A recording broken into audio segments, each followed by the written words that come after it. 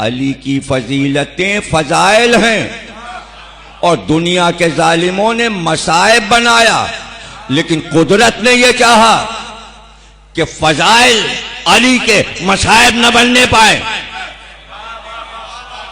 اس لیے کہ مصائب صرف حسین کے ہوں گے، علی کے فضائل خوشیاں ہیں۔ قدرت کا انتظام دیکھیے، اس نے انتظام کیا کہ بھائی ایسے بھیجو جن کے دلوں میں ملک جا کے بیٹھ کے گھر بنائیں۔ تو ایک بار علی نے دیکھا کہ امیر صاحب کیا ہوگا تیرا،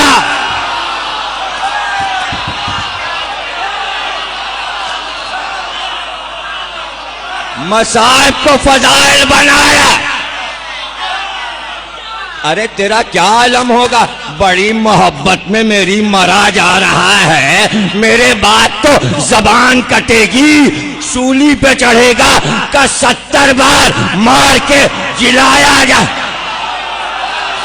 فضائل فضائل فضائل۔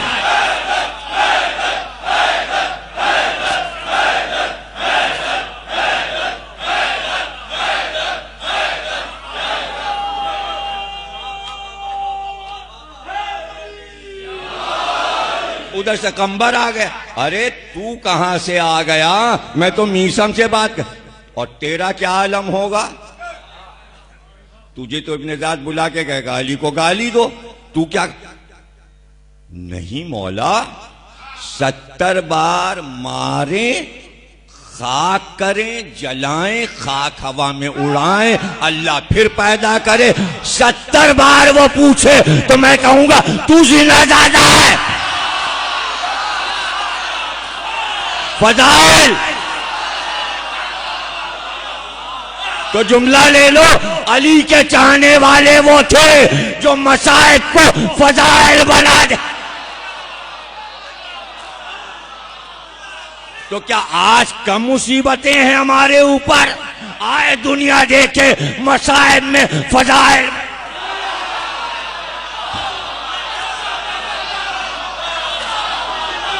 یہ ہے علی کی محبت، یہ علی کی محبت۔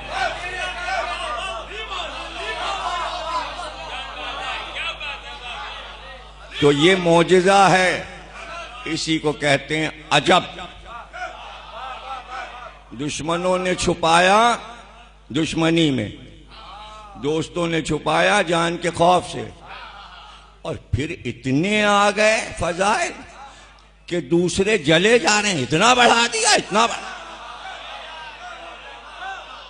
ہم نے کیا بڑھا دیا، ہم تو اسی حد میں ہیں جتنے مولا ہمیں بتا رہے ہیں۔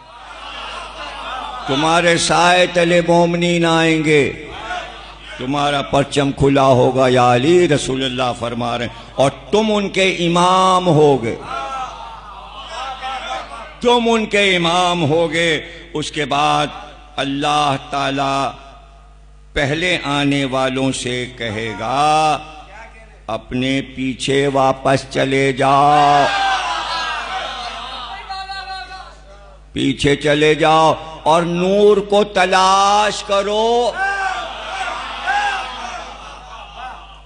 پھر ان کے سامنے اللہ ایک دیوار قائم کر دے گا، پیچھے ہٹایا، ان سے کہا نور کہاں ہے، تلاش کرو، پھر ایک دیوار بنا دی جائے گی، اس کا ایک دروازہ کھول دیا جائے گا، سب گئے ادھر، ایک بنی دیوار، اس کا کھول دیا گیا ایک دروازہ۔ یہ سب اللہ اپنے فرشتوں سے کام کروا رہا ہے، جس کے باطنی حصے میں رحمت ہوگی، اور یہ لوگ میرے شیعہ ہوں گے، تو وہ لوگ جو دیوار کے پیچھے ہوں گے وہ وہاں سے ندا دیں گے، کیا ہم لوگ تمہارے ساتھ تمہارے گھروں کے آس پاس نہیں رہتے تھے؟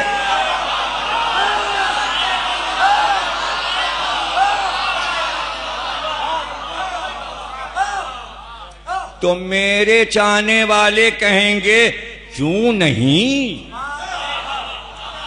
کیوں نہیں، لیکن تم لوگوں نے اپنے آپ کو دھوکہ دیا.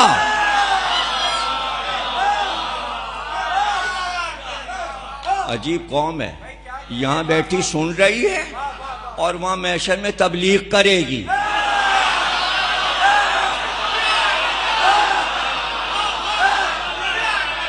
تبلیغ ہو رہی ہے, تم نے اپنے نفسوں کو دھوکہ دیا, اپنے آپ کو دھوکہ دیا. باز رہے تم اور شک کرنے لگے, اور تمہاری باطل خواہشات نے تمہیں دھوکے میں رکھا, یہاں تک کہ امر الہی آیا اور شیطان نے اللہ کے معاملے میں تمہیں فریب دے دیا. تو آج کے دن تم سے کوئی فدیہ لیا جائے گا اور نہیں افراد سے کہ جنہوں نے کفر کیا. تمہارا ٹھکانہ جہنم ہے اور یہی تمہارا مولا ہے. اور یہ کتنا برا ٹھکانہ ہے. یہاں بھی باز نہیں آئے یہ علی والے, بتا رہے ہیں ایک مولا سے بھاگے تو دوسرا مولا مل گیا. اس کے بعد میری امت, یہ رسول اللہ کے الفاظ ہیں, میری امت اور میرے شیعہ وارد ہوں گے. یہ لوگ حوض محمد صلی اللہ علیہ وسلم سے سیراب ہوں گے, اور میرے ہاتھ میں اوسجا, مسلم ابن اوسجا نام سنا ہے نا صحابی, اوسجا ایک درخت کا نام ہے.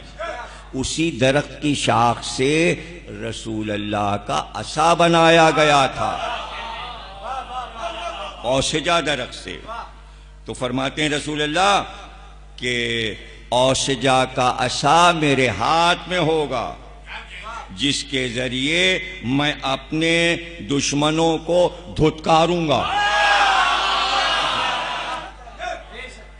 تو کیا کہتے ہیں رسول اللہ, جیسے عرب میں اجنبی اونٹوں کو بھگایا جاتا ہے,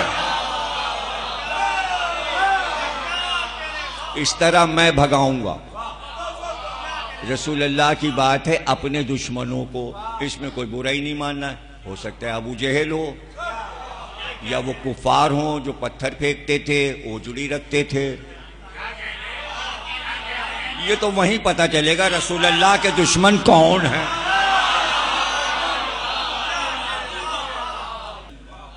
مولا فرماتے ہیں یہ ہے کہ میں نے رسول خدا کو یہ فرماتے سنا, اگر تمہارے بارے میں غلو کرنے والے, مبالغہ کرنے والے ایسی بات نہ کہتے جیسی عیسائیوں نے حضرت عیسیٰ بن مریم کے بارے میں کہی تھی, تو میں تمہارے متعلق ایسی بات کہہ دیتا کہ تم جس قوم کے پاس سے بھی گزرتے وہ تمہارے قدموں کی خاک اٹھا کر اس سے شفا مانگتی.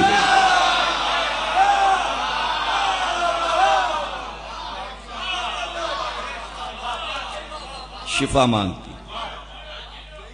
تو کسی نے کہا کہ اب تو محمد اپنے بھائی کی ایسی فضیلتیں بیان کرنے لگے ہیں کہ عجب نہیں کہ کسی دن کہہ دیں کہ میرے بعد علی نبی ہوگا. تو ظاہر ہے کہ جو دوستدار ہیں وہ سب سنتے تھے تو تکلیف ہوتی تھی. وہ آئے, انہوں نے کہا یا رسول اللہ, یہ جو آپ نے کہا کہ اگر علی کی فضیلت میں بتا دوں تو جیسے نصیری خدا کہتے ہیں, جیسے نصرانی خدا کہتے ہیں عیسیٰ کو, ویسے ہی آپ کی امت علی کو خدا کہنے لگے گی. تو یہ بات آپ نے حق کہی کہ جو کچھ میں علی کے بارے میں کہتا ہوں وہ سب حق ہے, اس لیے کہ علی خود حق ہے. علی حق ہے, ایسا ہی ہے. تو یہ کہاں ہوا؟ یہ ذات سلاسل کی لڑائی ختم ہوئی جس میں علی اکیلے گئے تھے, اور یہ لڑائی وہ لڑائی ہے جس میں تلوار نہیں چلائی مولا نے. مولا کے ہاتھ میں ایک زنجیر تھی, اور اس زنجیر کو جب آپ نے ہوا میں چلایا تو وہ بڑی ہوتی گئی اور 12,000 کافروں کو باندھ لیا، اور 12,000 کافروں کو باندھ کر مدینے لے آئے۔ اور جب گئے تھے ذات سلاسل، اسے وادی آبس بھی کہتے ہیں اور اس کو ذات سلاسل بھی کہتے ہیں، اسے وادی رمل بھی کہتے ہیں۔ ایک ہی لڑائی کے 3 نام ہیں، جنگ رمل، جنگ یابس اور جنگ سلاسل۔ سلاسل کہتے ہیں زنجیر کو، رمل کہتے ہیں بجری کو، چونکہ بجریلا علاقہ تھا، بجری تھی، بجری جہاں بکھری ہوتی ہے اس پہ گھوڑا نہیں دوڑ پاتا، دھس جاتے ہیں نا پیر اس میں۔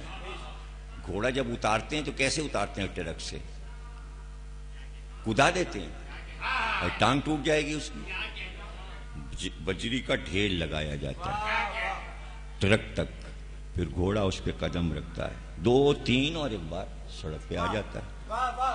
ایسے ہی ذوالجلال لایا جاتا ہے، جب باہر سے لایا جاتا ہے تو اس کو ٹرک سے ایسے ہی اتارتے ہیں۔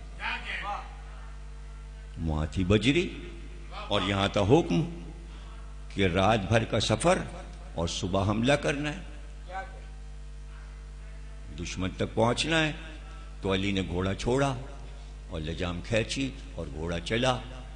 یا رسول اللہ کو جبریل نے بتایا علی کا گھوڑا جا رہا ہے،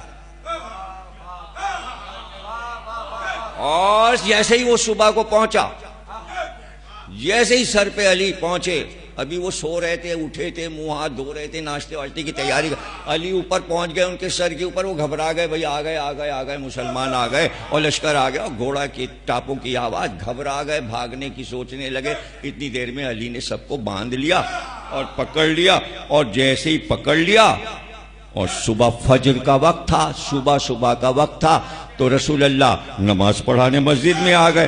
جیسے ہی سورہ الحمد ختم ہوا اس وقت وہ عمل ہوا تھا، نیت کر کے صبح کی نماز پڑھ رہے تھے اور پورا الحمد ختم کیا تھا، جبریل آئے اور کہا آگے کوئی سورہ نہ پڑھیے گا، نیا سورہ لائیں، بسم اللہ الرحمن الرحیم، والعادیات ضبحا فالموریات قدحا فالمغیرات صبحا۔